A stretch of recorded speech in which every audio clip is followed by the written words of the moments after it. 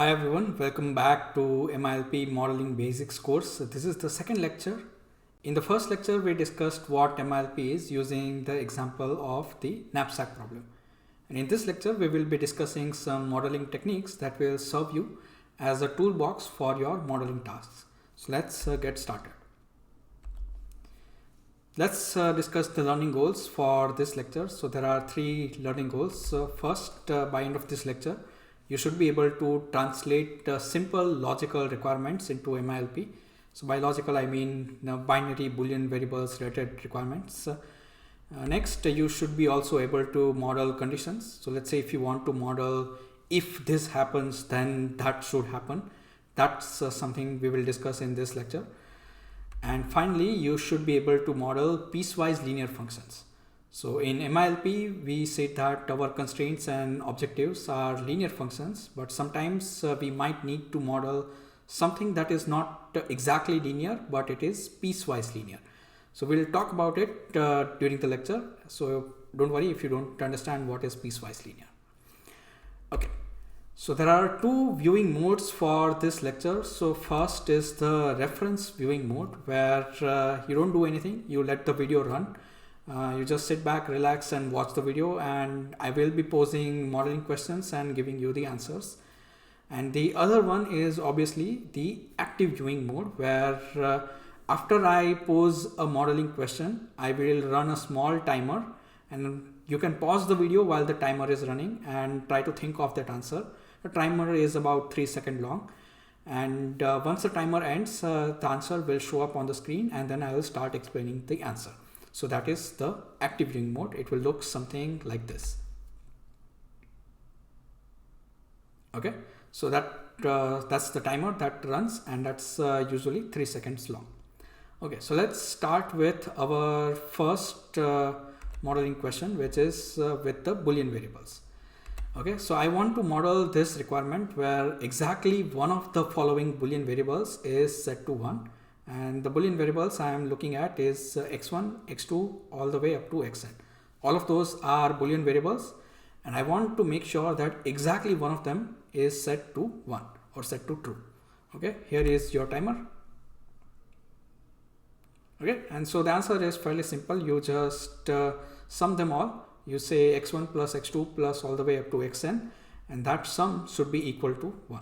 So that will make sure that exactly one of them will take the value 1. All the other ones will be set to 0. Okay, moving on. Next one is also kind of similar to that, where I'm asking, instead of exactly one of them, I want at most one of those Boolean variables to set to 1. Okay, here is your timer. Right, so in this case, instead of using the equality, I will be using inequality, which is less than equal to. So that will make sure that at most one of them will be set to 1. All of them can take the value 0. That is a valid and accepted solution, because this is saying at most one of them. Okay, so this is a similar line. I can go on, and I can also, let's say, replace this at most 1 by, let's say, at least 1. In that case, you will change this inequality into greater equal to inequality, in which case more than one of them can take the value 1, but at least one of them will be set to 1. Okay, I can also replace this 1 by some other specific number, let's say k. Let's say I want at most 3 of them to set to 1. In that case, you will modify this right hand side to 3. Right, so if I say at most k of them, you will put it a k here. And that you can do it also with the previous one, which is exactly 1 or exactly k of those following Boolean variables should be set to 1. And instead of this inequality, you will be using equality here. Okay, so let's move on to the next model, which is implication. In this case, I have two Boolean variables, x and y, and I want to make sure that y should take the value 1 if x is taking the value 1. So notice that I'm not saying what should y take if x is taking the value 0. Okay, so here is your timer. Okay, so this can be modeled with using this simple inequality, which is saying x is less than equal to y. So when x is taking the value 0, it doesn't matter, right? So y is it is saying y should be greater or equal to 0, and that's already true because y is anyways a Boolean variable. So y is anyway it is allowed to take either 0 or 1. But if x is taking the value 1, then this is forcing. Now it is saying y should be greater or equal to 1. In that case, y cannot take the value 0, and therefore it is forced to take the value 1. Okay, moving on to the next one, we have mutual exclusion. So I want to model x and y cannot both be true. Both of them are Boolean variables, and I want to model this requirement. So how do I do it? Right, so some of you might have noticed that this is pretty much similar to what we discussed before, where we said that at most one of them can be true. This is just a different phrasing of that same question. So in this case, I am saying that x and y both cannot be true. That can be modeled by saying x plus y is less than equal to 1. So if I want to say or kind of a condition where x or y should be equal to true, right, then I can just say instead of less than equal to, I will write greater or equal to.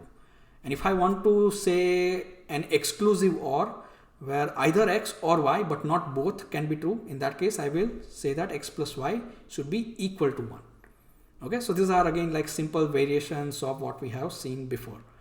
So these are like standard Boolean logics. Now we are moving on to simple Boolean functions. Okay, so the first Boolean function is not.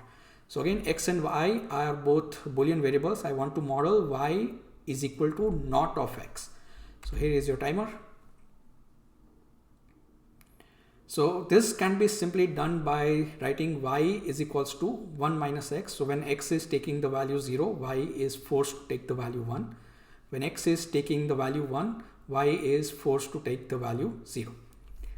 Okay, moving on. Next, I want to model the AND function. I have three Boolean variables x1, x2 and y. I want to model y is equals to x1 and x2, which basically says that when both of these are turned on, that's when y should be turned on. In all other cases, y should take the value 0. Here is your timer. Okay, so this one is a little bit complicated. Here you cannot do it with just one inequality. You need to take multiple inequalities. Okay, so these are like the three inequalities that you will need to model this AND condition, but you can do it. Okay, so the first inequality is y is less than equal to x1. So whenever x1 is off, this will force y to take the value 0. The second inequality is similar, y is less than equal to x2. So whenever x2 is false, then y is forced to take the value 0. And this too will make sure that either of them is off, then y will be forced to take the value 0. And we also want to make sure that y takes the value 1 when both of them are turned on. Right? So for that we need this third inequality, which is saying y is greater or equal to x1 plus x2 minus 1. So when both of them are 1, so this sum becomes 2 minus 1, which is 1. So the inequality will say y is greater or equal to 1, and that's why it will force y to be exactly equal to 1. Okay. So notice that only one of these three inequality becomes forcing at a time. So let's say if either of x1 or x2 is off, let's say x1 is off, x2 is on. In that case, x2 become off. So this will say that y is less than equal to 0. These other two inequalities will give me redundant bounds on y. So x2 is 1, that means this is saying y is less than equal to 1, but we already have y is less than equal to 0. That means this is a redundant inequality. And similarly here it will say that x1 is off, this is 0, x2 is on, this is 1, and we have minus 1. So 0, 1, minus 1, this is saying y is greater or equal to 0, which is already true because y is a Boolean variable. Similarly, with both of them are off, then this will say that y is greater or equal to minus 1, which is also redundant because we know that y is Boolean, therefore y is already greater or equal to 0. Okay, so that's a trick that you should learn. Next, we are going to model the OR function. Again, you will need to use more than one inequalities. So here is your timer. Right, so for this one, the answer is pretty much similar to the previous one, but it is, the inequalities are opposite. So here I am saying y should be greater or equal to x1, y should be greater or equal to x2, and y is less than equal to x1 plus x2. So I don't need a minus 1 here in this case, but the right hand sides are pretty much similar otherwise. So this one will force y to 1 whenever x1 is 1. Whenever x2 is true or 1, this one will force y to 1, and whenever both of them are off or false, then y will be false. It will be forced by this third inequality. Again, the other inequalities will give you redundant bound. You can pause the video and check it yourself. Okay, moving on. Now we want to model the XOR function. So let's first understand what this function is. So this is similar to OR function. So whenever x1 and x2 are taking different values, then y will take the value 1. But whenever they are both taking the same values, so let's say both of them are 0 or both of them are 1, in that case y should take the value 0. So that's the XOR function. Okay, so here is your timer. Okay, so to model this, you will need four inequalities. So first is y should be greater or equal to x1 minus x2. The second is y is greater or equal to x2 minus x1. So this two will force y to 1 whenever both of them are taking different values. So one of them will become redundant, the other one will become active. One of them will be saying y is greater or equal to 1. The other one will be saying y is greater or equal to minus 1, which is redundant. Okay, when both of them are 0, then this will force y to take the value 0. And when both of them are 1, this one, y is less than or equal to 2 minus x1 minus x2, that will force y to take the value 0. Okay, so moving on, now we are moving towards the conditional constraints. So let's see the simple example where I have a simple constraint ax is less than or equal to b, where x is, let's say, a simple continuous or integer variable, I don't care, and a is the normal coefficient for that variable, and that entire constraint is ax is less than or equal to b. Okay, and I want this constraint on a condition. I don't want to have this constraint all the time, but I want this constraint to become active whenever y is taking the value 1. So y here is my Boolean variable. So whenever y takes the value 1, then this constraint should become active. If y is 0, then I don't care whether this constraint is satisfied or not, I don't care. Okay, and assume that the largest possible value for this ax is capital M, that is given to us. So let's say if I have a equal to say 3, the coefficient is 3, and let's say my variable has this upper bound 5, right? So the maximum this ax can take is 3 times 5, which is 15. So my capital M will be 15. Right, so I will need to use this capital M in order to model this kind of a conditional constraint requirement. Okay, so here is your timer, think about it. So this is how you can model this kind of a conditional constraint using this kind of a bound on the left hand side expression, which is M. Okay, so what I'm saying is ax is less than or equal to b plus m times 1 minus y. Okay, so I have written it in a simplified format, but in general it would be b plus capital M minus capital M times y. Right, so I just combine those last two terms into this kind of a simple formulation to make it easier to read. Okay, so whenever y is taking the value 1, so this product will become 0, and it will say that ax should be less than or equal to b, which is what we want. But when y is taking the value 0, then this constraint will say that ax should be less than or equal to b plus capital M. So I'm assuming that b is positive. In that case, what will say that, what this is saying, that it is ax is less than or equal to b plus capital M. So capital M plus some positive number, which basically means it is redundant, because we already know that ax is at max M. Right, so if let's say b is negative, then I might want to write something more than m here. I might want to write m minus b as my coefficient. Okay, so that's the conditional constraint. This kind of a constraint, this kind of modeling technique is popularly known as the big M modeling technique. Right, so I'm using the bound of the left hand side to model this kind of a condition. And in this lecture, I will also show you some of the other formats which are again using the bounds of the left hand side to model this kind of conditions. Right, so these are all called the big M type of constraints. We will see some more in the next examples. Okay, so the next example, I am trying to model y equal to product of these two variables. Again, so product is typically not linear, and in my product I have b as a binary variable and x is the normal continuous variable which is bounded between capital L and capital U. Okay, y is also a simple continuous variable. So y should take the value 0 if this b is taking the value 0. So it's like a switch, and let's say y, whenever this switch is on, b equal to 1, then I want y to be exactly equal to x. So how do I model this?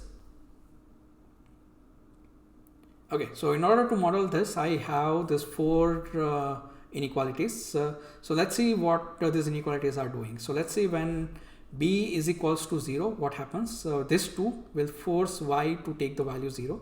One of them is saying y is less than equal to 0, another one will say y is greater or equal to 0. And what happens to the top 2 constraints? So this is saying y is less than equal to x minus L. So notice that x is already larger than x, so x minus L is a positive number, right? So this is saying y is less than equal to some positive number, but I already have y is less than equal to 0, so this is redundant. So x minus u will be a negative number, and this is saying y is greater or equal to some negative number, but I already have y is greater or equal to 0. So again, this is becoming redundant. Okay, so that is when b equals to 0. What happens when b equals to 1? So these two are giving me redundant bounds. In that case, y is less than equal to u and y is greater or equal to L, which are the bounds on x, and I want y to be equal to x, so therefore they are also the bounds on y. Okay, and what happens to the top 2 constraints when b is equals to 1? So this product becomes 0 and this product also becomes 0. This is saying y is less than equal to x and y is greater or equal to x. That means y is equal to x. Okay, so that's how you can model this kind of a switch using again this kind of bounds and big M constraints. Okay, moving on. The next one is a reverse implication. So I want to model y as a Boolean variable that should take the value 1 whenever x is taking anything positive, right? So x is less than equal to m, that is given to me, and x is a real number, y is a binary variable. Okay, so x is a real variable, continuous variable, y is a binary variable, and I want whenever x is greater than 0, I want y to be equal to 1. When x is 0 or negative, I don't care what happens to y. So let's see how to model this. Okay, so this can be modeled using this inequality, which is x is less than equal to m times y. So when y is equals to 0, this will force x to 0. So when x is 0, that is kind of okay. Y can take the value 0 or 1. If y takes the value 1, then it is saying x is less than equal to 1, which is already true. But x is, let's say, positive, then y cannot take the value 0, because when x is positive, if I take the value 0 for y, then this becomes infeasible. So I want y to have a positive value, and the only positive value I have is 1. So y will take the value 1. Okay. So moving on to the next conditional constraint, I want to model a semi-continuous variable. So what is this? So let's say I have an x as a continuous variable that is bounded between L and U. Let's assume that L is bigger than 0, it's some positive number. So x can take any value between L and U. Let's say L is 3, U is, let's say, 10. Then x can take any value between 3 and 10, let's say 5.5 or anything. But I don't want just that. I also want x to also be able to take a specific value which is 0. Right? So either x is 0 completely off, or it is between 3 and 10. I don't want x to, let's say, to be equal to 2, but I'm happy if either x is 0 or if it is between 3 and 10. Okay, so this is what I want to model. So it is not a completely continuous variable, it is a semi-continuous variable, and that's a non-linear thing. So that's what I want to model using linear inequalities. So how do I do that? Here is your timer. Okay, so this requires me to add another variable. So this kind of variable is called auxiliary variable. So this is y I'm introducing, and y is not present in my requirement anywhere, right? So I'm only talking about x, and I'm in my model I have a y. So y is something that I have introduced in order to model this requirement, and this kind of introduction of this variable. So this kind of variables are called auxiliary variables. So these are two inequalities. I have combined them into one line so that it is easier to read. So first inequality is Ly is less than equal to x, and the other inequality is x is less than equal to uy. So when y is 0, then x will be forced to 0, and whenever y is 1, x will be forced to take the value between L and u, which is what we want, right? So that's how you can do it using an auxiliary variable. Okay, so we are now moving away from the conditional logic. Now we are moving towards a piecewise logic. So this functions that I'm going to show, these are not completely linear, but they are piecewise linear. So let's see what that means. So mod x is one example of a piecewise linear function.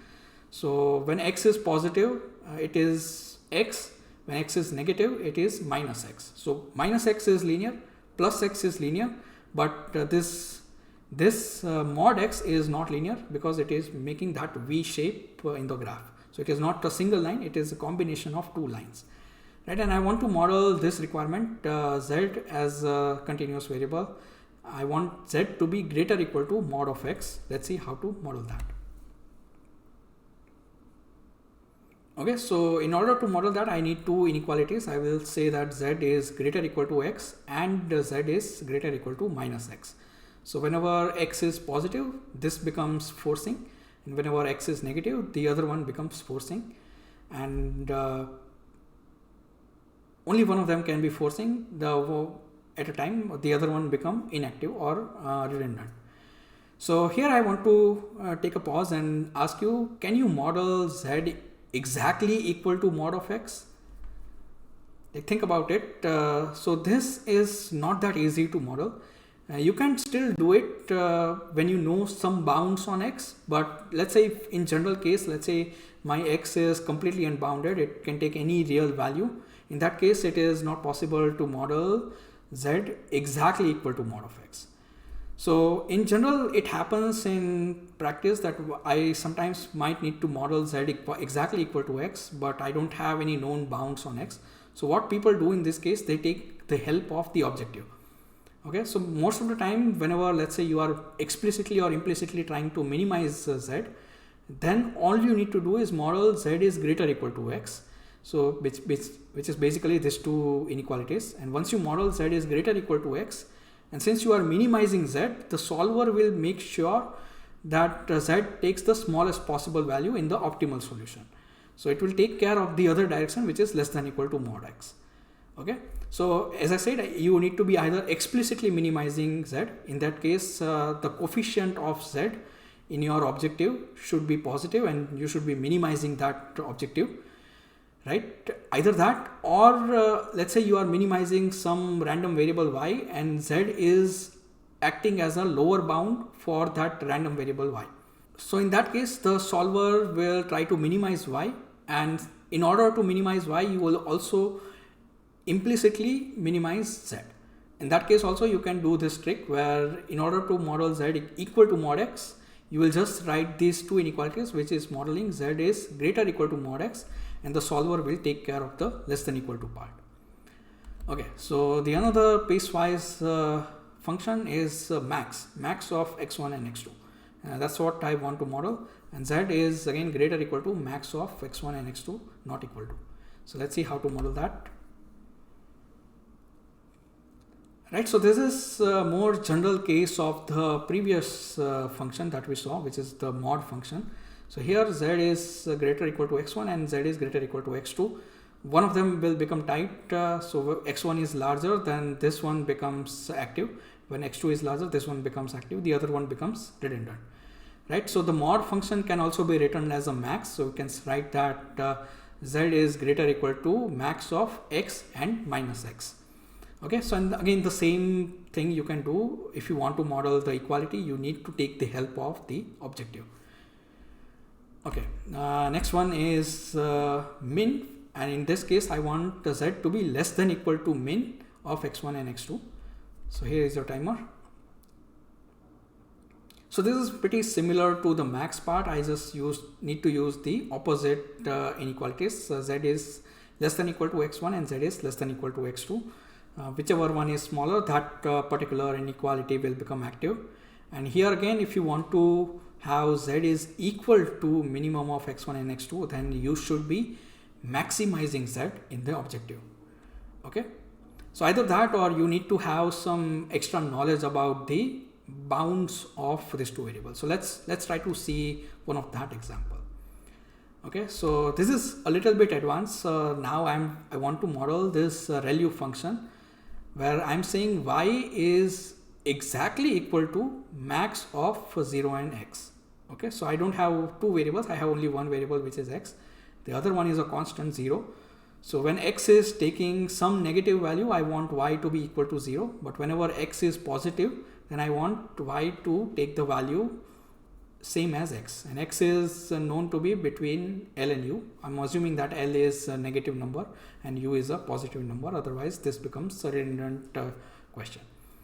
Okay, so this is the ReLU function that I want to model. And this time I have the bounds of x known to me.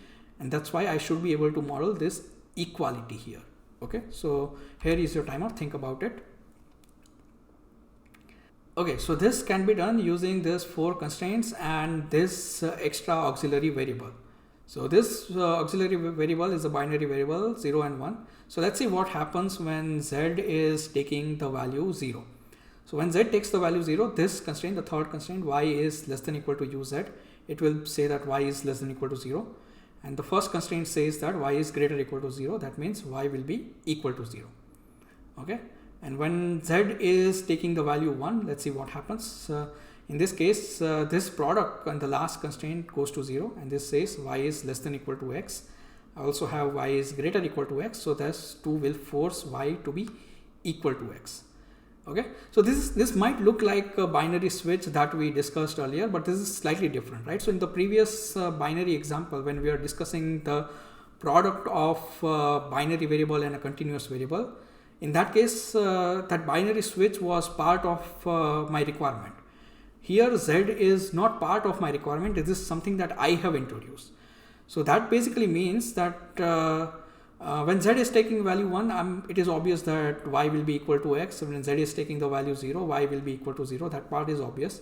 But I want that switch to automatically flip depending on what the value of x is. So when x is positive, I want to make sure that that introduced switch should take the value 1, and whenever x is negative, I have to make sure that this z is taking the value 0. So let's say if that is happening. Okay, so let's say assume some contradiction. Let's say x is taking a positive value and z is taking 0. Is it possible in this model? Okay, so x is positive, so this is saying y is greater or equal to some positive number, and z is 0, so this is saying y is less than or equal to 0. So that cannot happen, right? So y is greater or equal to some positive number and less than or equal to 0 at the same time.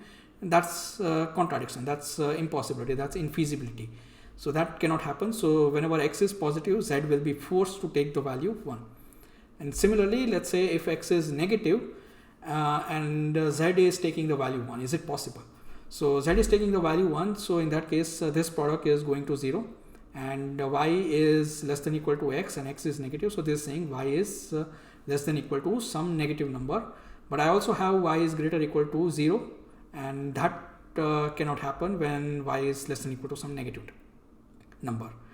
Okay, so again the same contradiction. So z will be forced to take the value 0 when x is turned to some, x is taking some negative value. Okay, so this has already some real world applications. So this is not a simple math function, but if you think about where this ReLU function is used, right? So this ReLU function is used typically in a lot of neural networks. So some of the neural networks are entirely made up of this ReLU neurons, right? So it is not always just max of 0 and x. So it is usually max of 0 and some linear combination of x, so ax. So there are, let's say, 5 inputs coming to a neuron, and there are 5 coefficients. Then you multiply those inputs with those coefficients, and you make this expression a times x, and you plug in that a times x, that entire sum of those weighted variables, weighted inputs, and you put that inside this ReLU function. So either y should be equal to 0 or that entire expression. You can always equate that entire expression to another random variable, right, under the simple continuous variable, and then you can just say that y is equal to max of 0 and x.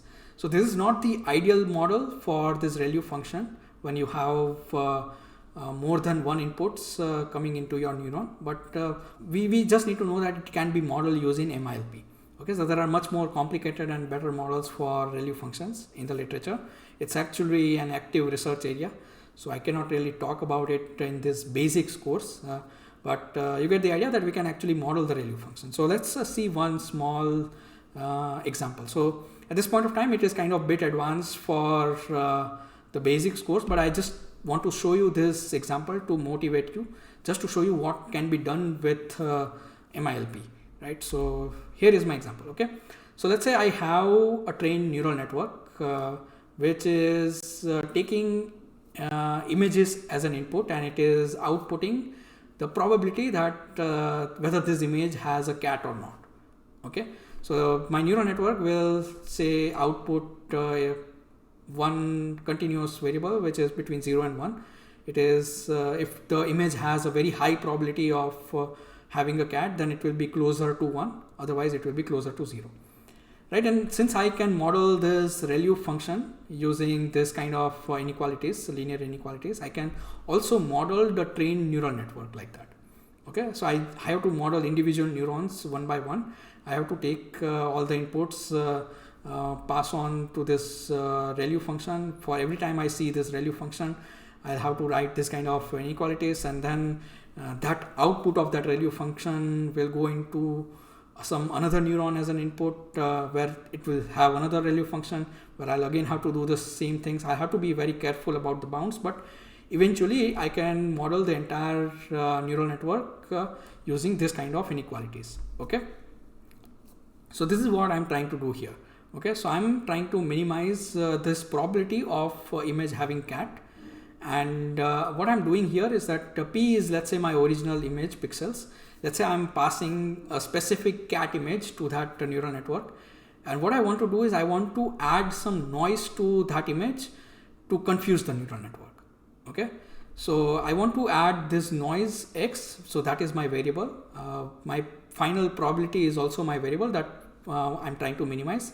I'm trying to add noise in this image so that the neural network will get confused and it will say that it is no longer a cat, although the original pixels P, those are the actual image of my cat. Okay, and this is what I'm trying to do, and I also have some constraint on the noise, so I'm not allowed to add any amount of noise. I can add only like a small little noise.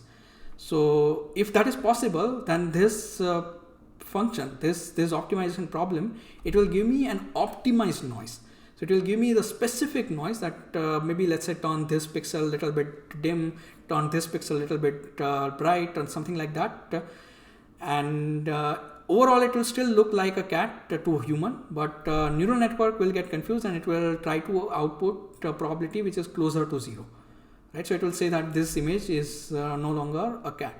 So that's kind of an adversarial attack on the neural network, and this is something that people use for certifying the neural network. So it can be used to say that my neural network now is guaranteed to be robust against this kind of attack, and I can use this kind of MILP to prove that. So that's kind of it has so many applications in the real world. Okay, so again, don't worry if you didn't understand some of those last parts. It's okay.